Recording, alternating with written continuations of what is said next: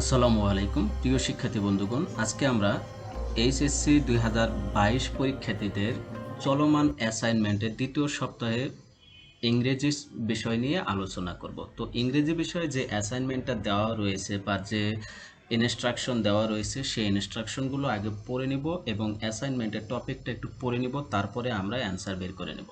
ঠিক আছে, তো অ্যাসাইনমেন্ট বলা আছে right in English about a Bangla or English story, short story that you have read।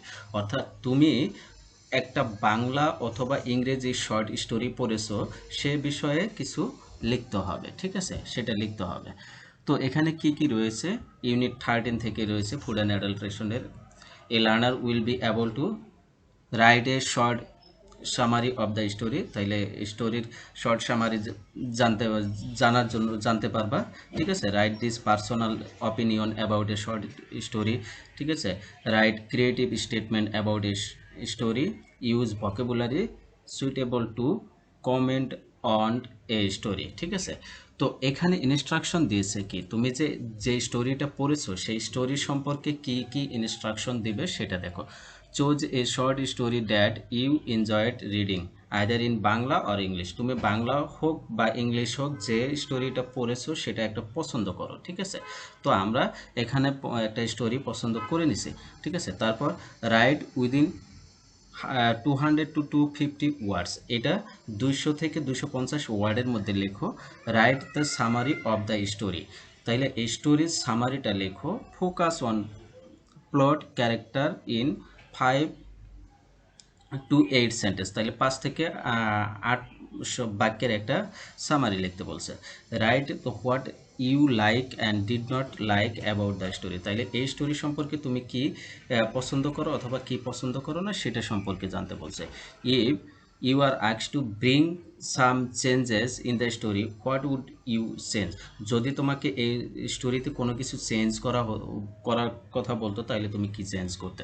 ঠিক আছে, এবং লাস্টে কনক্লুডিং স্টেটমেন্ট দিতে হবে। তাহলে কিন্তু আমরা কিন্তু কয়টা ইনস্ট্রাকশন পাইলাম, 1 2 3 4 5 6টা ইনস্ট্রাকশন পাইলাম। তো প্রথমে স্টোরিটা লিখবো। ঠিক আছে, প্রথমে একটা স্টোরি চুজ করব, তারপরে স্টোরিটা লিখবো, তারপর সেটার সামারি লিখবো, তারপরে কি করব সেটা আমাদের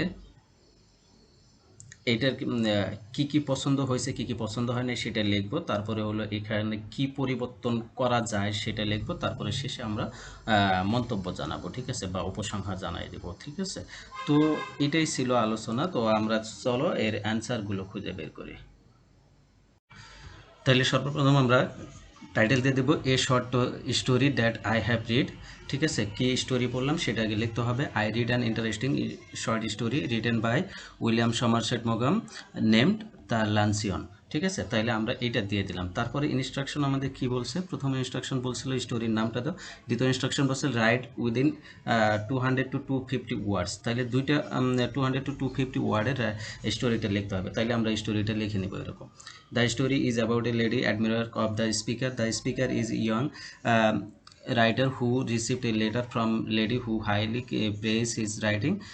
The speaker also replied thanking her. One day the speaker met the lady in a 5-star hotel. He was not too easy, but he was flattered. He had 80 francs. He thought that he could manage the lunch easily. He requested the lady to choose the food item from the menu book. She assured that she does not eat much food, so the speaker ordered salmon fish, though that was expensive. Later the speaker asked if she liked anything. The lady replied that she liked caviar, though it was horribly expensive. Then she enjoyed white champagne, asparagus, coffee, and finally the salmon. The speaker was sitting. She was too anxious if she could pay the bill or not. She did not take anything except a mutton chop. ঠিক আছে, finally he managed the lunch, paying the total amount of the whole month. ঠিক আছে, তো এইটাই ছিল story. তো স্টোরিটা একটা স্ক্রিনশট মেরে নাও, স্ক্রিনশট মেরে নিয়ে তারপরে তোমরা ধীরে ধীরে লিখবা। ঠিক আছে, এরপর 3 নম্বর কোটেশন কি বলেছিল, সামারি লিখতে বলছিল। ঠিক আছে, তাইলে আমরা সামারিটা লিখবো। তো এটা সামারি, তো সামারি লিখতে বলছে 5 থেকে 8 ওয়ার্ড সেন্টেন্সের মধ্যে। তো দেখো, দ্য লাঞ্চিয়ন বাই মোগম recounts a lunch he had with a woman who admired his writing.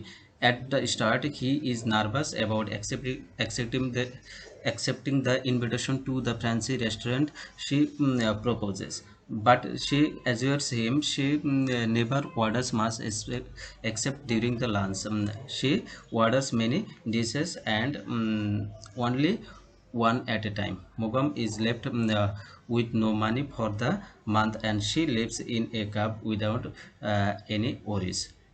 When she finds out the future that she had gained a lot of weight, she can't help but she eat as karma for her behavior. তো এটা ছিল summary. ঠিক আছে, তো একটা screenshot মেরে নাও। ঠিক আছে, এরপরে দেখো 3 নম্বর, হ্যাঁ 4 নম্বর এটা বলেছিল write what you like or did not like about the story. এই স্টোরিতে কী কী লাইক করো, কী কী লাইক করো না। ঠিক আছে, তাইলেও লিখতে হবে what I like and did not like, এটা লিখে তারপরে আমরা করব। I like the way the speaker narrates the story, she uses metaphors in the story as first person narrator, the speaker easily depicts in the inner feeling of the character. The speaker also shows humors narrating the story. For example, at the end of the story, he mentioned today she weighs 21 stone. There are a number of climax in the story I don't like. আচ্ছা, এটা হলো like করলাম। ঠিক আছে, এটা like, তারপরে কি কি লাইক করলাম না, এখানে অনেক climax of the in the story রয়েছে। I don't like that flat line of the climax graph, it was not too high, I could not be more interesting. আচ্ছা, এরপরে কোটেশনটা ডিরেকশনটা বলেছে যে if you are asked to bring some change in the story what would you change, তাহলে তুমি কি change করবে। তাহলে যদি তোমাকে চেঞ্জ করতে বলে তাহলে তুমি কি চেঞ্জ করবে, তো চেঞ্জ করো। If someone asked me to change the story, then I would decrease the number of climax. I would increase the flat line of the climax graph in high. Finally, I would make the story more interesting to the readers. ঠিক আছে, এটা বলেছে, এই এতটুকু।